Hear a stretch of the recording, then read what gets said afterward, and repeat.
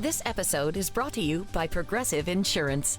You chose to hit play on this podcast today. Smart choice. Progressive loves to help people make smart choices. That's why they offer a tool called Auto Quote Explorer that allows you to compare your Progressive car insurance quote with rates from other companies.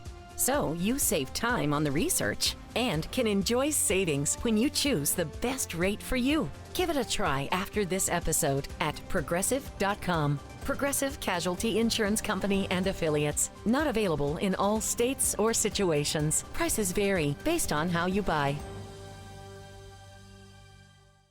This podcast is supported by the original organic bedding and bath brand, Koyuchi. Koyuchi has spent 35 years pioneering quality organic textiles, long before the word organic became, trendy. But words matter to Koyuchi. Words like craftsmanship, longevity, and wellness. So what does the word wellness mean to Koyuchi? It means that all of our products are absolutely free from harsh chemicals and dangerous toxins that can seep into your skin. It means effortless style that looks as good as it feels with naturally breathable, pre-washed organic cotton. And what does all of that mean to you? Well, it means that you can sleep well in Koyuchi's crisp, cool, luxuriously soft sheets that are ethically made and made with you in mind. Live well, sleep well with Koyuchi. Get 15% off when you visit Koyuchi.com. That's Koyuchi.com to get 15% off. Koyuchi.com. This podcast is sponsored by Talkspace. Last year, I went through many different life changes. I needed to take a pause and examine how I was feeling in the inside to better show up for the ones who need me to be my best version of myself. When you're navigating life's changes, Talkspace can help. Talkspace is the #1 rated online therapy, bringing you professional support from licensed therapists and psychiatry providers that you can access anytime, anywhere. Living a busy life, navigating a long-distance relationship, becoming a first-step father, Talkspace made all of those journeys possible. I could speak with my therapist in the office. I could speak with my therapist in the comfort of my home. I was never alone. Talkspace works with most major insurers, and most insured members have a $0 copay. No insurance, no problem. Now get $80 off your first month with promo code SPACE80 when you go to Talkspace.com. Match with a licensed therapist today at Talkspace.com. Save $80 with code SPACE80 at Talkspace.com. Welcome to the Covert Narcissism Podcast. I'm your host, Renee Swanson. I am not a therapist, and you are not a victim. When you first meet this partner of yours, it feels like magic. They're playful, charming, adventurous. The kind of person who sweeps you off your feet and makes life feel easy and light. But slowly you realize that all that fun comes at a cost. Because when life gets real, when accountability, responsibility, emotional depth show up, they vanish. They deflect, they sulk, they blame, they attack. You're left carrying the weight of a relationship that never grows while they float off into their fantasy world, Neverland. Today we're talking about Peter Pan, Wendy, and Neverland. Welcome back to the Covert Narcissism Podcast, where we cut through the pixie dust of Neverland and talk about the real cost of living with someone who refuses to do the hard work of growing up. Now, we all know the story of Peter Pan, the boy who never wanted to grow up. And in many relationships with covert narcissists, that's exactly what it feels like. You're partnered with someone who is stuck in emotional childhood, refusing to face responsibility and accountability. Now, I want to pause here because while the storybook character is a boy, this dynamic is not limited to men. Some of you listening are living with a covert narcissistic wife, and that's why I'm also using the name Paula Pan.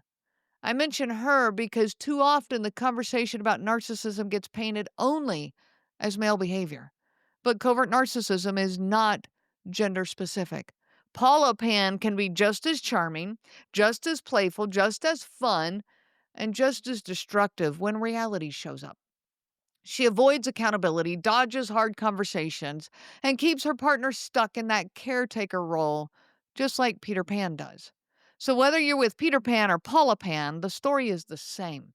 An adult body carrying the emotional maturity of a child. Now, at first, it's magnetic. They're playful, spontaneous, and adventurous. They make life feel like a ride. But when life gets tough, like I said, when accountability, conflict, or stress show up, Peter or Paula disappear. They shut down.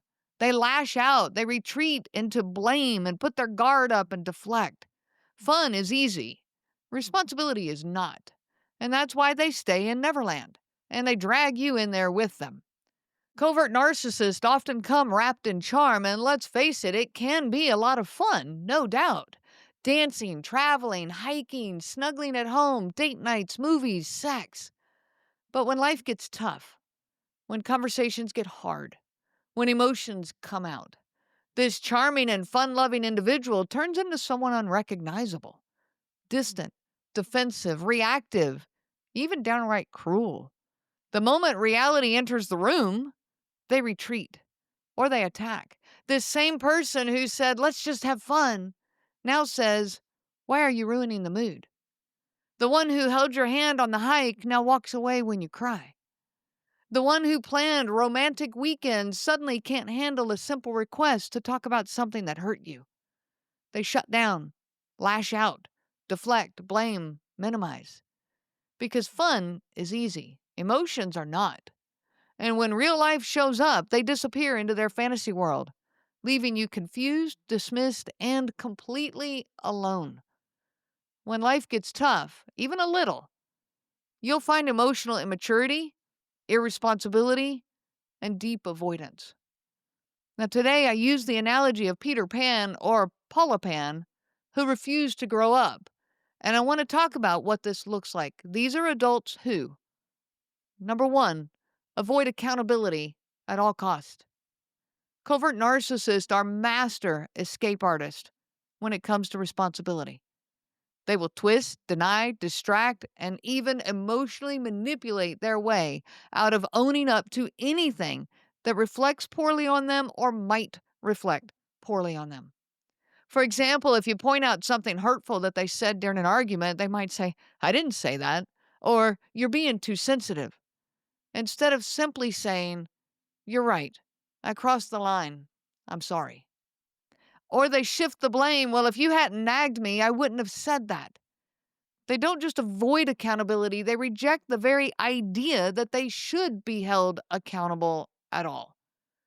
But accountability, that's a part of growing up. That's one of those tough parts of life.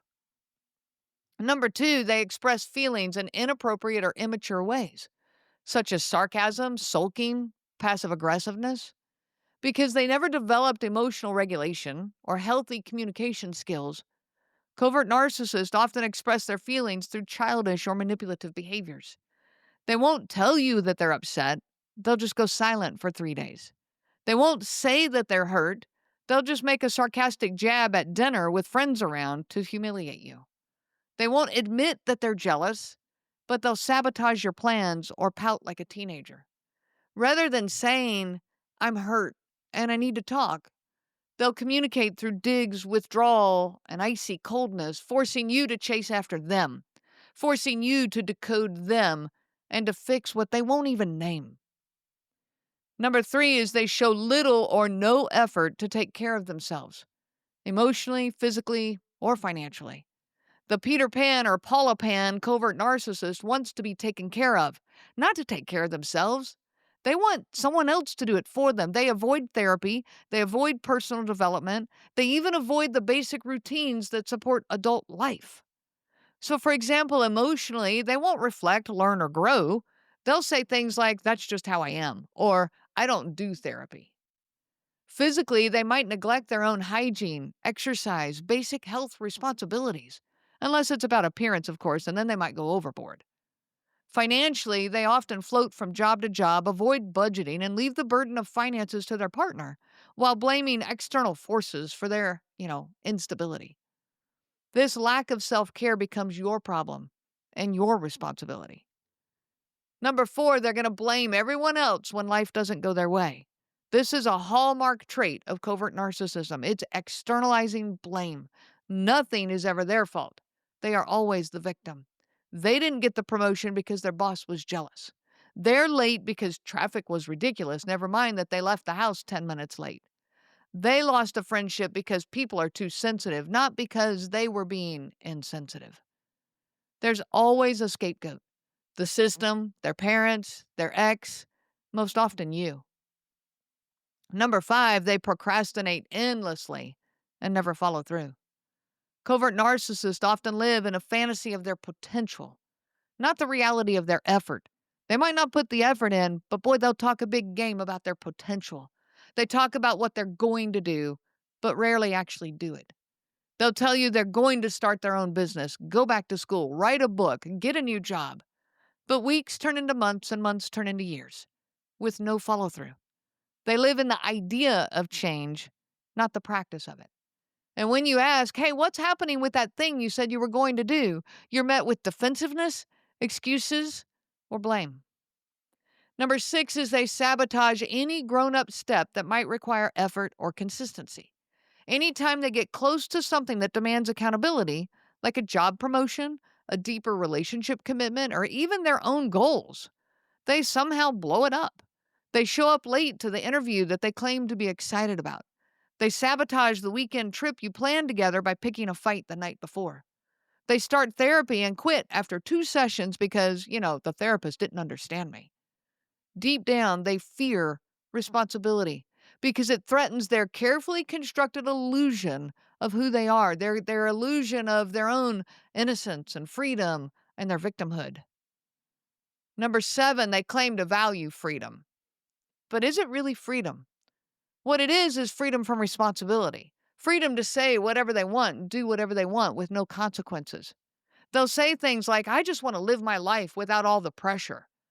Well, all the pressure are the grown-up things that need to happen as part of adult life. They'll say, why do you always try to control me? I hate being tied down. This isn't healthy autonomy. It's emotional immaturity disguised as independence. They want freedom from growth, accountability, emotional intimacy, consequences, boundaries. They want the freedom to say whatever they feel like, behave however they choose, to react impulsively and without consequences.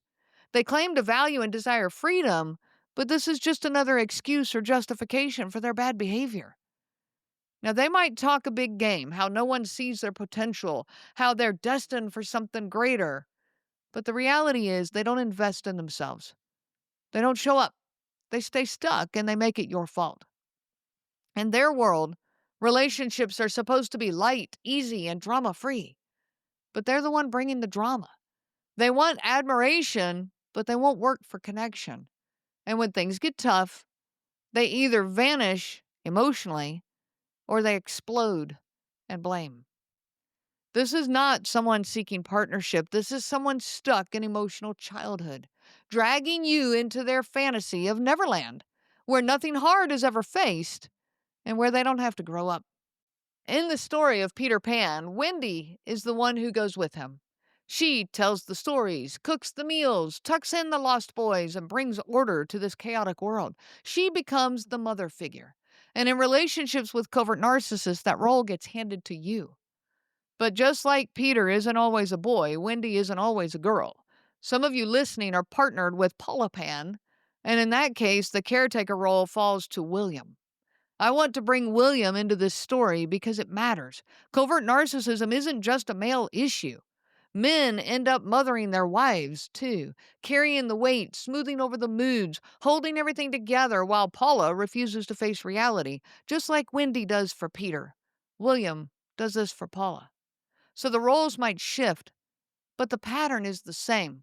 One partner refuses to grow up, and the other gets cast as the caretaker, the buffer, the one who keeps the fantasy afloat. Now here's how this plays out. You, as Wendy or William.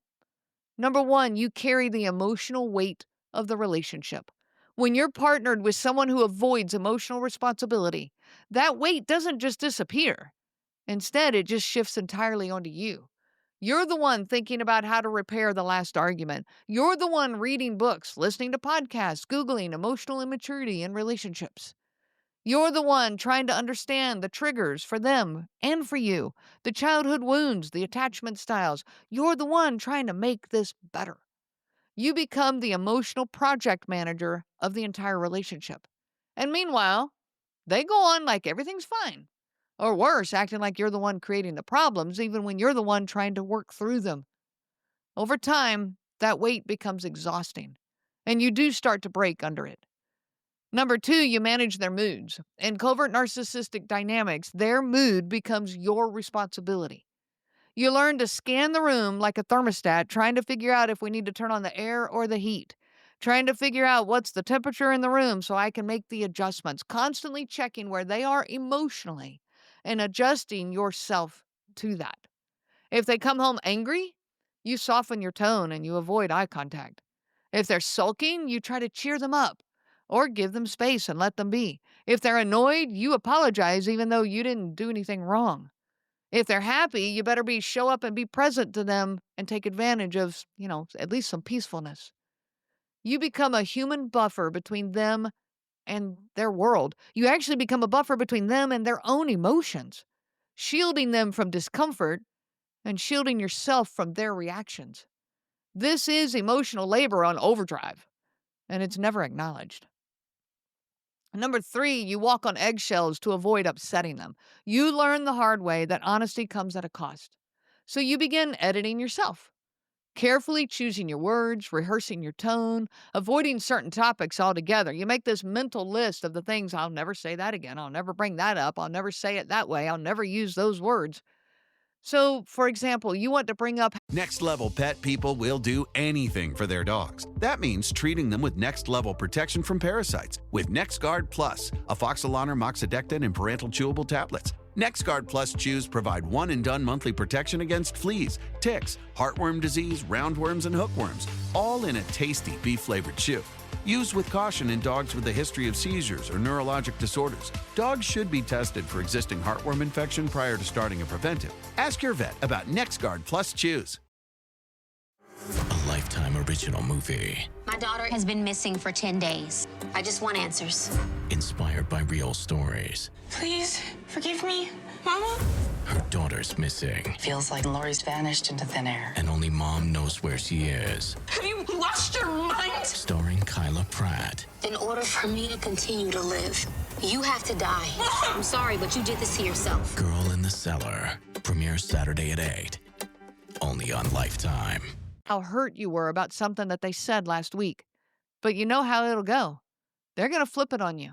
They're going to say you're making a big deal out of nothing, or they're going to shut down completely. So what do? You say nothing. Again. Walking on eggshells becomes a way of life. But the cost is your voice and your sense of safety. Number 4, you pick up the slack in adult responsibilities. Now, this is a big one. Someone has to handle life. Someone has to do it, and they won't. So in this relationship, that someone is you. You manage the bills. You take care of the budget. Though I do recognize, I do want to say this, that those of you who are dealing with financial abuse, this is the complete opposite for you.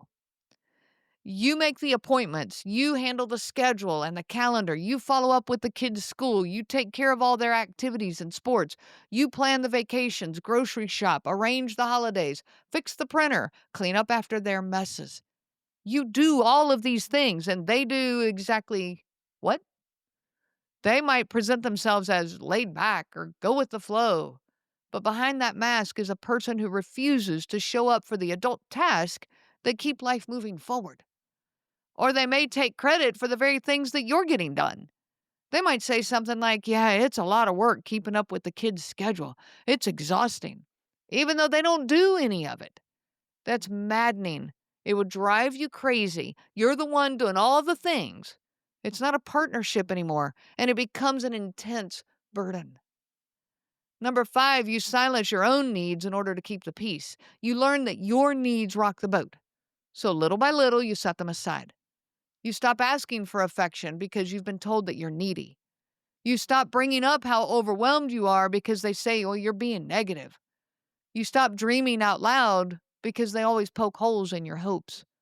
You shrink to fit the shape of what won't upset them. Listen to that again. You shrink yourself to fit the shape of what? Of what won't upset them.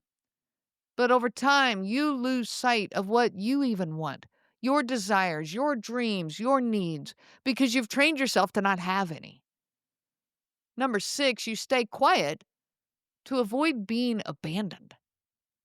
Whether it's emotional withdrawal, the threat of leaving, the cold wall of silence, covert narcissists know how to use abandonment, subtle or overt, as a tool of control. They don't have to say, I'll leave you. They just have to shut down, disappear into their phone, sleep in another room after an argument. The message is clear. If you speak up, you lose me. So you keep the peace. You keep it quiet. You keep your pain hidden. Because the fear of abandonment becomes stronger than your need for honesty. But that silence is painful. And it costs you your voice, your truth, your reality, your perceptions. You try to be the safe space. You try to be the stable one, the forgiving one. You tell yourself that they just need time and that maybe your love and your patience for them will inspire them to grow. But the truth is they don't want to grow. And the more you overfunction, the more they underfunction. You become so busy proving your love to them that you forget what it's like to feel loved.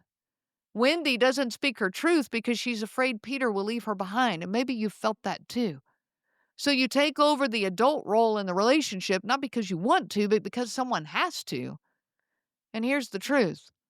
Wendy's care does not make Peter grow up. It just enables him to stay a child. In fact, they eventually part ways and Wendy grows up and Peter Pan never does. Peter Pan comes back to visit, comes back years later. He's still the same. And Wendy has grown up into adult life. The fantasy land where the covert narcissist lives is Never Never Land. And they take you there repeatedly. It's the land where they don't grow up and nothing ever gets resolved. Living with a covert narcissist means that difficult conversations, they vanish into thin air. Arguments, disagreements, even just times of differing opinions or tough topics, moments of cruelty, they all get sent to what I call Never Never Land. Never to be talked about, never to be brought up again, never to see the light of day, never to get resolved, never to get heard. Let's go through some of these. So number 1, never to be talked about. You bring it up gently, carefully, cautiously, with empathy, and they change the subject, or they sigh, and they huff, they roll their eyes. Maybe they say, "Why are you always dwelling on the past?" Or, "Here we go again." There's no actual space for the conversation. It's shut down before it ever gets started. There's no willingness to hear you out. No back and forth give and take, mutual respect and mutual reflection. This topic is effectively shut down before it even starts. Their silence and their deflection and their blame, that becomes the conversation. And what do you learn? You learn next time, don't bring it up. Put another one in Never Never Land. Number 2, never to be processed. In healthy relationships, painful moments don't disappear into thin air. They're processed. That means talking through them, opening up and giving each other the space to unpack your own emotions, even if they're negative, especially if they're negative. It means identifying some of the root causes and moving toward repair. But here, in relationships with Peter Pan and Paula Pan, that step doesn't exist. They hurt you on Friday and you try to talk to them on Saturday, but they act like it never happened. Or they accuse you of making everything worse. Without processing, pain just sits inside of you, stuck, swirling, unvalidated, unmet, unresolved.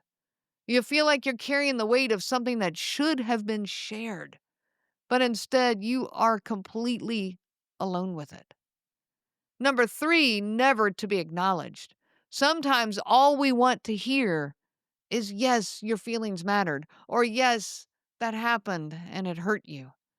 But you won't get that here. Covert narcissists rewrite reality all the time, and they do it like in real time. They minimize, deny, deflect. They act like you misunderstood or overreacted. They might humiliate you in front of friends, and the next day they're cheerful, making breakfast, asking what you want to do this weekend without ever mentioning what happened. And when you bring it up, they just say, "I was just joking. Why are you being so dramatic?"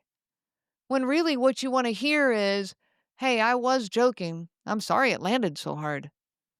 The pain that you experience never gets named. You're not given that space. And what isn't acknowledged can't be healed.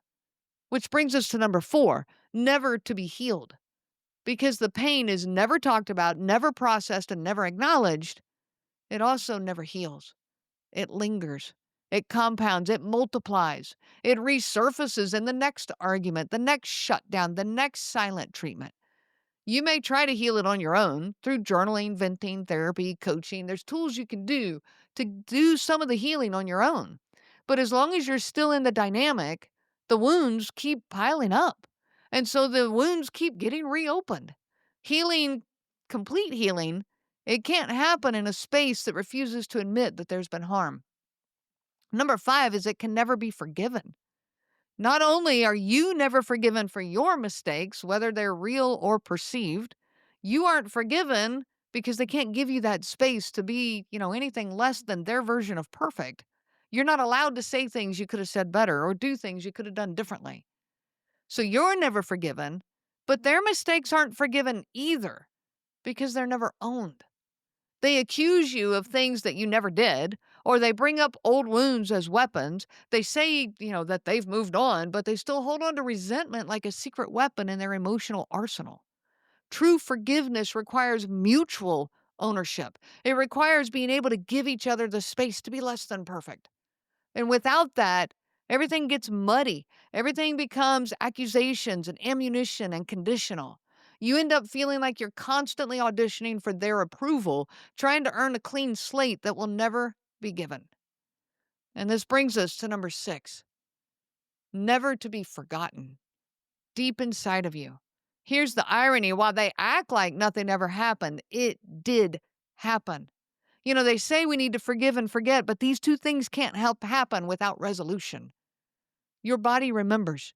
Your nervous system remembers. Your heart remembers. Your mind remembers.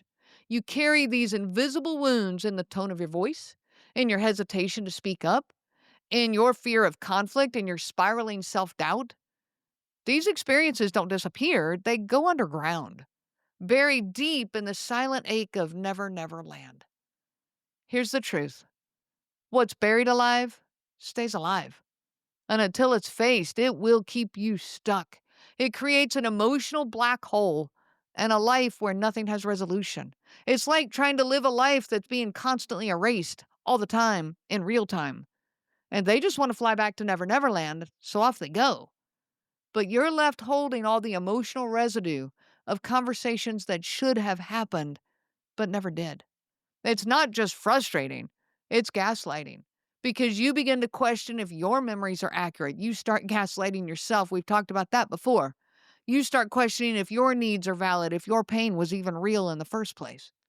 This is how they stay in control, because if nothing is ever addressed, nothing is ever their fault. And you're left with a lifetime of unresolved hurt, trying to keep the story together, trying to keep the fantasy world together, trying to keep the happy ending to the fairy tale, while they keep pretending like nothing ever happened. Here's what I want you to hear today. You do not have to stay in Never Never Land.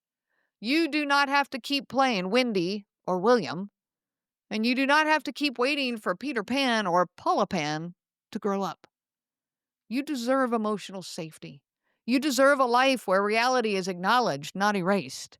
You deserve a space where you get to grow with another person and you grow into adulthood. If you're ready to take that next step, to grow, to heal, to stop performing in someone else's fantasy world, I am here to walk with you, and check out my coaching services at covertnarcissism.com. Your story matters. You matter. And it's time to write a new story, your story, outside of Never Never Land.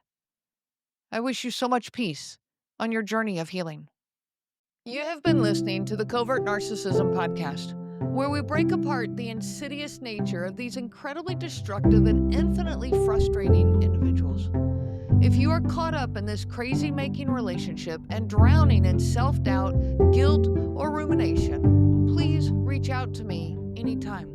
I offer individualized live coaching in both group and individual settings. We can find the right program for you. You do not need to go through this alone. You can find all of that information on my website at covertnarcissism.com. You can also reach out to me by email at Renee, RENEE, at covertnarcissism.com. I do look forward to hearing from each and every one of you.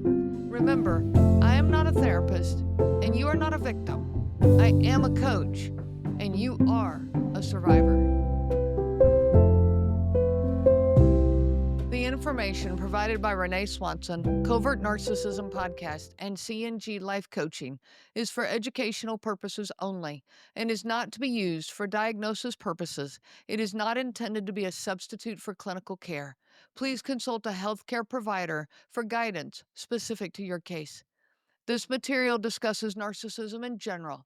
Renee shares stories from her personal experience as well as from those that she has worked with for several years. Her material does not claim that any specific person has narcissism and should not be used to refer to any specific person as having narcissism.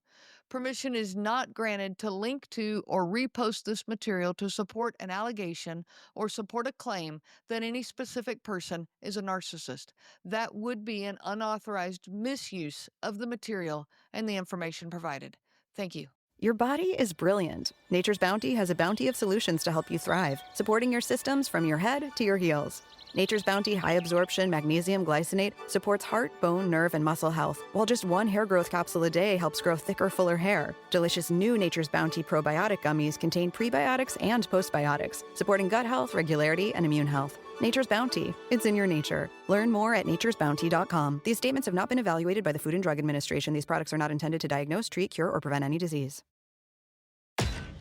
Factories have their own rhythm. Machines hum, data flows. But if your systems aren't fully integrated, everything slows down. That's where Verizon Business steps in to help.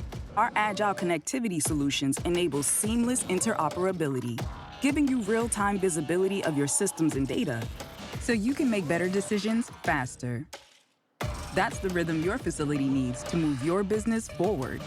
Learn more at verizon.com/manufacturing. A Lifetime original movie. My daughter has been missing for 10 days. I just want answers. Inspired by real stories. Please, forgive me. Mama? Her daughter's missing. Feels like Lori's vanished into thin air. And only mom knows where she is. Have you lost your mind? Starring Kyla Pratt. In order for me to continue to live, you have to die. I'm sorry, but you did this to yourself. Girl in the Cellar. Premieres Saturday at 8. Only on Lifetime. You know who's surprisingly good with money? Greenlight Kids. The other day, mine stopped to think about the ROI on a bag of chips. Seriously. From getting paid for doing chores around the house to saving up for concerts, Greenlight's teaching my kids how to handle their money. Greenlight your kids' financial future with the #1 family finance and safety app. Try Greenlight risk-free at greenlight.com/podcast.